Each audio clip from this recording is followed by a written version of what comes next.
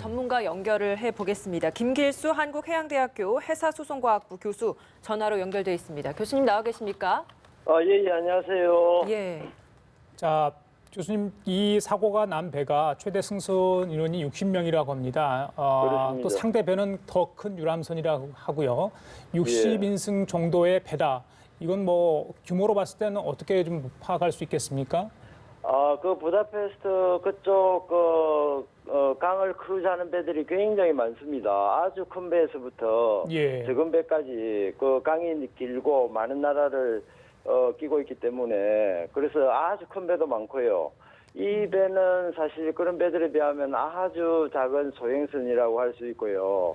또 단거리 한 30분 내지 1시간 거리 정도만 다니는 아주 소행선이라고 할 수 있겠습니다. 유람선 충돌로 침몰했다고 했는데 사실 대형 유람선과 충돌을 했기 때문에 그 당시에 그 충격이 어느 정도일지도 이것도 좀 예상을 해봐야 될 것 같거든요.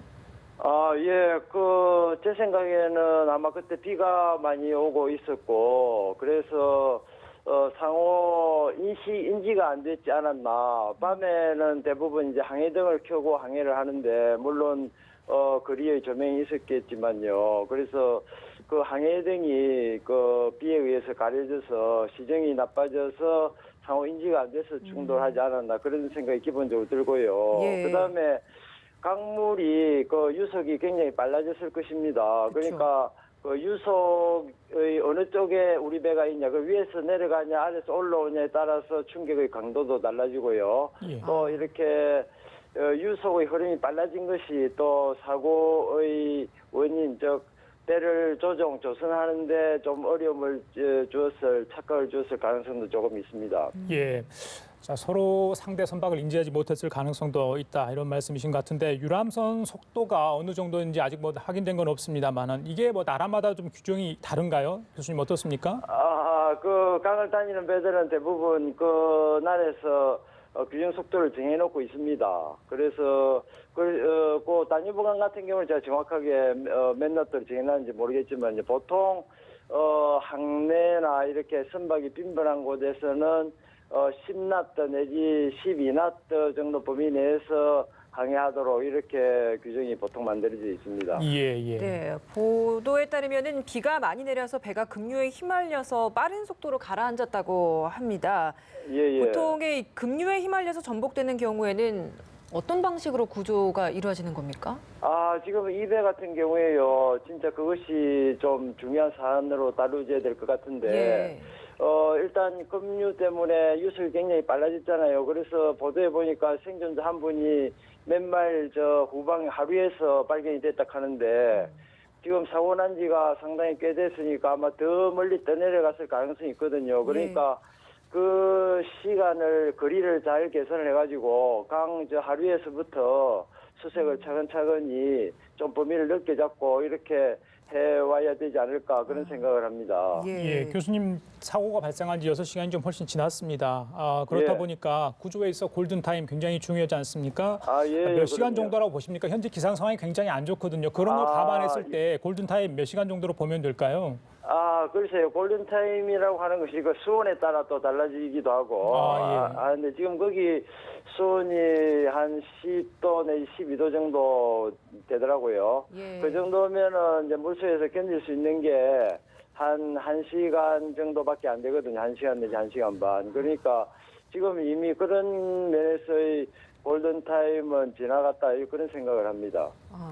또 연령에 따라서도 또 그런 버틸 수 있는 시간의 차이도 있겠네요. 그럼요. 연령에 따라서 체력에 따라서 많이 달라지죠. 예. 구명조끼를 착용하지 않았다. 또 일부 시청자 제보에 따르면 배에 구명조끼가 비치되지 않았다. 이런 이야기가 예. 있습니다. 이 부분이 더 오히려 사고를 키운 거 아닌가 싶은 생각도 듭니다만. 그렇죠. 우리나라에서는 이제 세월호 사고 이후에 승선하면 바로 구명조끼를 입어야 됩니다. 해경에서 철저히 감독을 하고 있습니다. 그래서 승선하면 바로 조끼를 입는데 이제 다뉴브강 같은 경우는 구명조끼가 아마 구비는 되어 있을 것이고요. 그러나 구명조끼를 입으라고 아마 강요하지는 않은 것 같습니다. 그래서 그게 강제화 안 돼 있는 상황에서 누가 구명조끼를 입었을 것 같지는 않고요. 그래서 거기다가 이제 이 배 같은 경우에 핀덱으로 돼 있거든요. 이중갑판으로 돼 있어가지고 위쪽에서 이제 야경을 보고 있었던 사람은 그나마 뭐 탈출이 가능했겠는데 데크 아래쪽 이중 데크니까 데크 아래쪽에 있었던 사람들이 혹시 뭐 시차 때문에 잠을 잤다거나 하는 그런 분들이 있으면 이제 그쪽에서는 탈출하기 어렵죠. 뭐 지금 구조된 사람 중에 한 분이 큰 일함선이 오는데 설마 우리를 받을까 싶었다라고 말씀을 하시는 걸 보면 이걸 바깥에서 이제 도심 관광을 하면서 야경을 구경을 하다가 그 광경을 직접 좀 본 게 아닐까. 큰 유람선이 다가오는 그렇죠. 모습을 직접 봤을 것 같다라는 예측을 할 수 있게 되는데. 예, 그랬겠죠. 예. 그러면 많은 분들이 좀 이렇게 바깥에 있었다라고 좀 생각을 한다면 그런 상황에서는 피해나 이런 것들이 좀 어떻게 예상을 해볼 수 있겠습니까? 예, 바깥에서 그 배가 이제 왔지만요. 그게 조종 미숙이었을 가능성이 있거든요. 그러니까 예. 이제 그 강물이 불어나면서 속도가 증가를 하고 그래서 평상시 자기들이 운항하던 그 속도가 증가됐을 수도 있고 아래쪽에서 올라갔으면 감소됐을 수도 있고 그러다 보니까 이제 받을 줄 몰랐다라고 하는 것이 이제 조종 미숙 때문에 운항 과실 때문에 일어났을 그런 가능성을 말을 하고 있는 것이거든요. 그래서 그 배 위에서 관광하고 있던 사람들은 이제 탈출을 할 수 있겠는데 그러나 구명조끼를 입을 시간이 없었던 것 같고 또 탈출하면은 바로 수온이 10도 정도 되는 수온에 바로 노출되기 때문에 건강한 사람이라야 생존 가능성이 높아지죠. 예, 교수님, 그 유람선이 바다가 아니라 일단 강에서 침몰을 한 것으로 지금 현재 알려지고 있지 않습니까?